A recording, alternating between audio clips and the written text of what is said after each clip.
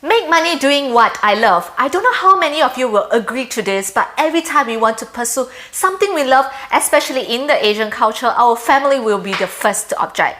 How much money can you earn from doing this? This isn't a career, is it, son or daughter? You can be anything as long as a doctor, lawyer, or an engineer. Thanks to the online platform, it is now possible for anyone to transform a passion and hobby into a lucrative career. But that does not mean it is always an easy process. Running a business inevitably leads to challenges and tricky decisions. Number one, your passion must solve a specific problem. Your passion isn't going to make you money if what you love doing is just full of passion.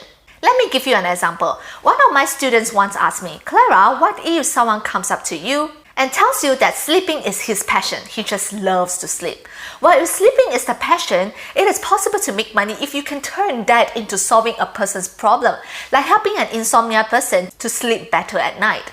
But if you just love to sleep because you just love to slack and don't want to do anything, then this is not solving any problem. Girls obviously love to shop, and let's say if today I just shop around for the sake of me releasing stress and it feels good, I'm not solving anyone's problem other than mine, right? So if you are thinking to monetize your passion, you must position yourself as an expert who is intending to help others. Only then people will pay for your products and services. Number two, hire a mentor. I know some of you here are skeptical about hiring a mentor, or you are thinking, why should I even hire a mentor? Yet, if I haven't earned my desired income. I'm speaking as a person who has hired 2 mentors before, and both of them have taught me the correct strategies to take my businesses to the next level. Imagine if you're stuck right now and you are trying to Google your way out. It is never going to be as accountable as a mentor whom you can ask your questions directly. After you hire a mentor, not only can you access to the mentor directly, you can hang around with people who share similar mind as you in a close community. You can expand your network and have each other's support.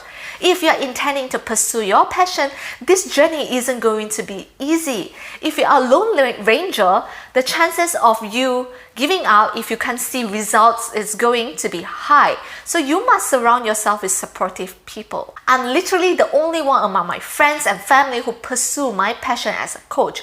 If you don't get the results you want in your expected time frame, your close ones, especially your family, is going to start asking you to wake up and go work for someone else. An accumulation of negative vibe is going to pull you down and you might eventually give up. To find out which mentor suits you the best, you should do your own due diligence. Have you read the mentor's website? Have you consumed his or her content? Do you know his or her story? Can you resonate with him or her?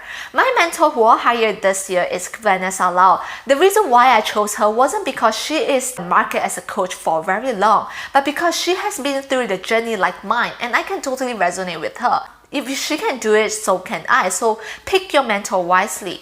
Number 3, outsource. When you're starting out, your team is literally just you, which is completely normal. Even if you are pursuing your passion, you have to do tasks you probably dislike. For me, I dislike video editing, but I have to do it when I'm just starting out, simply because I don't have the budget yet to invest into a video editor. But if you want to go big, hire people to do the tasks you don't love, or you will burn out. For entrepreneurs dreaming big, it is possible to navigate some of the challenges of scaling up. For instance, to keep the work pleasurable as you grow, it is a good idea to automate or outsource tasks you don't enjoy. It's easy for a passion project to quickly turn into another job if you are forced to perform tasks you don't enjoy every day.